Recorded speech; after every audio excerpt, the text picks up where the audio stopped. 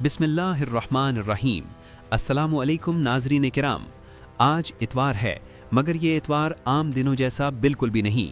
आज का दिन इस लिहाज से गैर मामूली बन चुका है कि हफ्ते के इख्तिताम के बाद जो सूरत हाल हमारे सामने आई है वो सिर्फ एक मुल्क या एक खित्ते तक महदूद नहीं रही, बल्कि इसने आलमी ताकतों को भी तशवीश में मुब्तला कर दिया है। मशरिक़ वुस्ता एक बार फिर ऐसे मोड़ पर खड़ा है जहां एक गलत फैसला, एक गलत अंदाज़ा या एक छोटी सी चिंगारी पूरे खित्ते को आग में झोंक सकती है। और इस पूरे मंजरनामे के मरकज़ में इस वक्त ईरान खड़ा नज़र आता है। नाज़रीन, ईरान के अंदर जो कुछ इस वक्त हो रहा है उसे महज एहतजाज या सियासी अदम इस्तेहकाम कहकर नज़रअंदाज नहीं किया जा सकता। ये एक ऐसी पेचीदा सूरत हाल है जिसमें अंदरूनी अवामी दबाव, रियासती रद्द-ए-अमल, बैरूनी मुदाखलत के इशारे, खुफिया नेटवर्क्स की सरगर्मियाँ और अस्करी तैयारी सब एक साथ नज़र आ रहे हैं। ईरान के शहरों में दिन के वक्त जो मुजाहरे नज़र आते हैं वो बज़ाहिर महंगाई, बेरोज़गारी, माशी पाबंदियों और रोज़मर्रा ज़िंदगी की मुश्किलात के ख़िलाफ़ अवामी गुस्से का इजहार हैं। लोग अपनी तनख्वाहों की बात करते हैं, बुनियादी सहूलतों की कमी पर शिकवा करते हैं और ये सवाल उठाते हैं कि एक तवील अरसे से जारी पाबंदियों का बोझ आखिर कब तक आम आदमी उठाता रहेगा।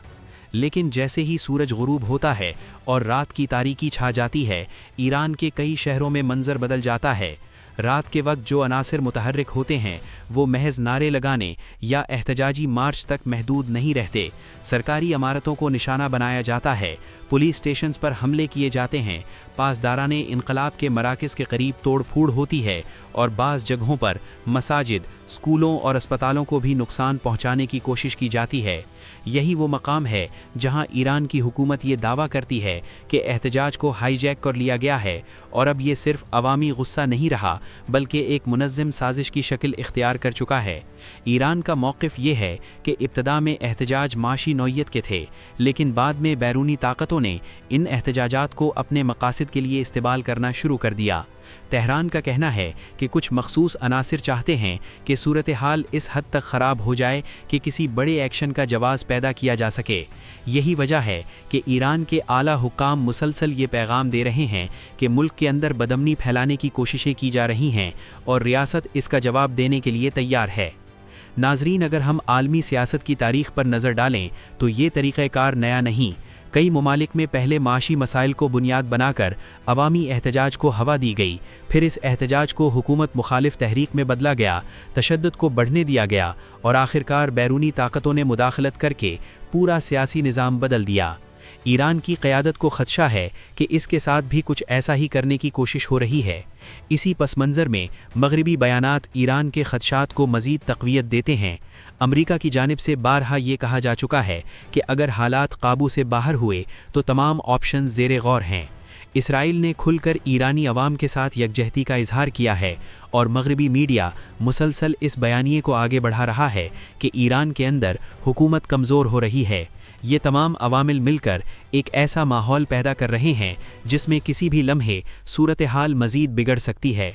इसी दौरान एक ऐसा किरदार सामने आता है जो इस पूरी कहानी को एक नए रुख पर ले जाता है और वो है जलावतन रज़ा पहलवी। ईरान के साबिक़ शाह के साहिबजादे रज़ा पहलवी ने न सिर्फ मौजूदा एहतजाजात की हिमायत की बल्कि ईरान के ऑयल, गैस और एनर्जी सेक्टर के वर्कर्स से खुली अपील की कि वो मुल्क गिर हड़ताल करें और रियासती निज़ाम को मफलूज कर दें।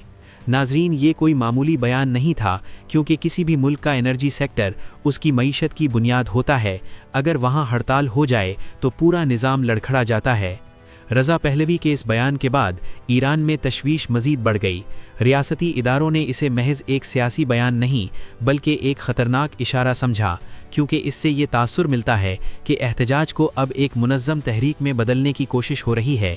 यही वजह है कि ईरान में सिक्योरिटी फोर्सेस ज़्यादा अलर्ट नज़र आ रही हैं और मुख्तलिफ हसास मकामात पर निगरानी सख्त कर दी गई है। लेकिन नाज़रीन, इस तस्वीर का एक और रुख भी है जिसे नज़रअंदाज नहीं किया जा सकता। ईरान में हुकूमत के हक़ में भी बड़े पैमाने पर मुज़ाहरे सामने आ चुके हैं। इन मुज़ाहिरों में लोग मौजूदा निज़ाम के साथ खड़े होने का ऐलान कर रहे हैं और बैरूनी मुदाखलत के ख़िलाफ़ नारे लगा रहे हैं। इसका मतलब ये है कि ईरानी मुआशरा इस वक्त वाज़ेह तौर पर दो हिस्सों में तकसीम हो चुका है। ایک طرف وہ طبقہ ہے جو موجودہ حکومت کو مسائل کا ذمہ دار سمجھتا ہے، اور دوسری طرف وہ لوگ ہیں جو یہ سمجھتے ہیں کہ موجودہ حالات میں حکومت کے خلاف کھڑا ہونا ملک کو کمزور کرنے کے مترادف ہے۔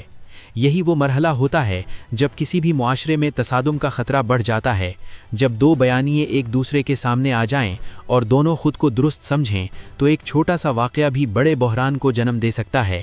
اسی خطرے کے پیش نظر ایران نے اپنی عسکری تیاریوں میں نمایاں اضافہ کر دیا ہے۔ برطانوی اخبار ٹیلی گراف کی رپورٹ کے مطابق ایران نے اپنی مسلح افواج کو ہائیسٹ الرٹ لیول پر منتقل کر دیا ہے۔ پاسداران انقلاب کی یونٹس مکمل طور پر متحرک ہو چکی ہیں، زیر زمین میزائل سٹیز میں سرگرمیاں تیز کی گئی ہیں اور جنگی تیاریوں میں غیر معمولی اضافہ دیکھا جا رہا ہے۔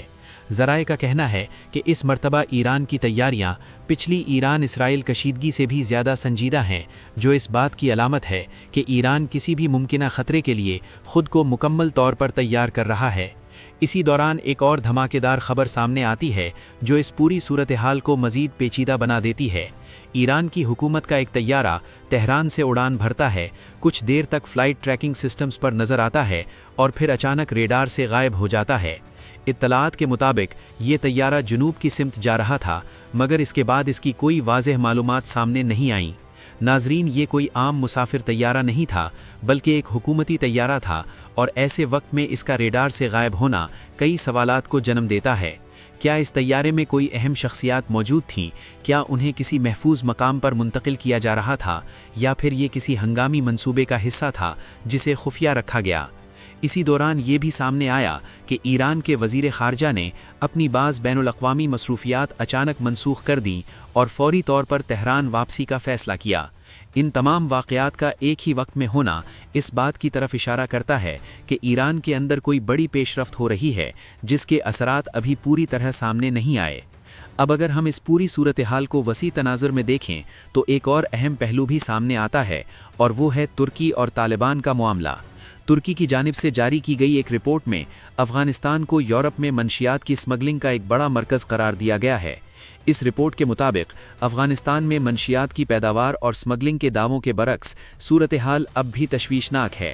طالبان نے اس رپورٹ کو مسترد کیا، مگر حقیقت یہ ہے کہ عالمی سطح پر افغانستان کے حوالے سے شکوک و شبہات بڑھتے جا رہے ہیں۔ ناظرین، یہ وہی خدشات ہیں جن کا اظہار پاکستان طویل عرصے سے کرتا آ رہا ہے۔ ہر گزرتے دن کے ساتھ پاکستان کا موقف درست ثابت ہوتا جا رہا ہے اور افغانستان کے حوالے سے عالمی رائے میں تبدیلی محسوس کی جا سکتی ہے۔ پاکستان اس وقت اس پوری صورتحال کو خاموشی سے مگر گہری نظر سے دیکھ رہا ہے۔ ایران میں ہونے والی پیش رفت، افغانستان سے جڑے انکشافات اور ترکی کی رپورٹ سب مل کر ایک ایسے منظرنامے کی تشکیل دے رہے ہیں جس میں پاکستان کا کردار اور موقف مزید اہم ہو جاتا ہے۔ ناظرین، ہم ایک ایسے دور میں داخل ہو چکے ہیں جہاں خبریں محض اطلاعات نہیں رہیں بلکہ آنے والے طوفانوں کی پیشگوئیاں بن چکی ہیں۔ ایران کے اندر حالات جس سمت جا رہے ہیں وہ ہمیں یہ سوچنے پر مجبور کرتے ہیں کہ آنے والے دنوں میں خطہ کس طرف بڑھے گا۔ کیا یہ بحران قابو میں آ جائے گا یا پھر یہ ایک بڑے تصادم کی شکل اختیار کر لے گا؟ پاکستان کے مقبول یوٹیوبر اور سوشل میڈیا اسکار رجب بھٹ کے تمام بڑے سوشل میڈیا اکاؤنٹس اچانک غائب ہو گئے ہیں، جس نے آج پوری آن لائن دنیا میں شدید بحث اور تجسس پیدا کر دیا ہے۔ ان کے یوٹیوب چینل، انسٹاگرام، ٹک ٹاک اور دیگر پروفائلز ڈی ایکٹیویٹ نظر آ رہے ہیں، جس کے باعث لاکھوں فالوورز حیران ہیں کہ آخر ایسا کیوں ہوا۔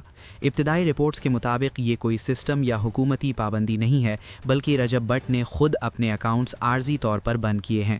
خبروں کے مطابق یہ واقعہ 10 جنوری 2026 کو سامنے آیا جب رجب بھٹ نے اپنے سوشل میڈیا پر ایک سلسلہ پوسٹس شیئر کیے جن میں انہوں نے اپنی والدہ اور بہن کے حق میں بات کی اور اپنی اہلیہ کے ساتھ خاندانی تنازع کی کچھ نجی چیٹس بھی عوام کے سامنے لائیں۔ ان پوسٹس میں رجب نے دعویٰ کیا کہ ان کی بیوی ایمان نہیں چاہتی کہ ان کا بیٹا کیوان سلطان بھٹ ان کے ویڈیوز میں نظر آئے۔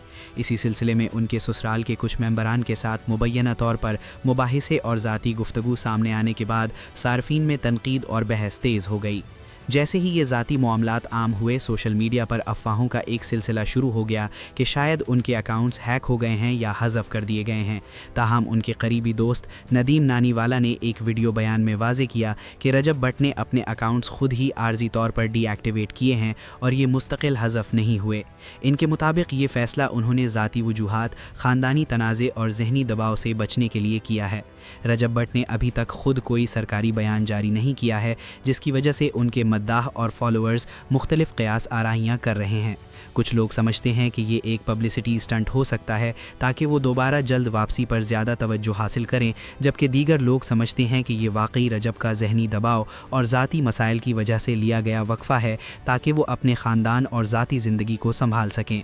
सोशल मीडिया पर सारिफीन ने अपने जज्बात का इजहार मुख्तलिफ हैशटैग्स के साथ शुरू कर दिया है, जैसे कि ब्रिंग बैक रजब भट्ट वगैरह, जिसमें वो चाहते हैं कि रजब जल्द अपने अकाउंट्स बहाल करें और दोबारा वीडियोस बनाएं।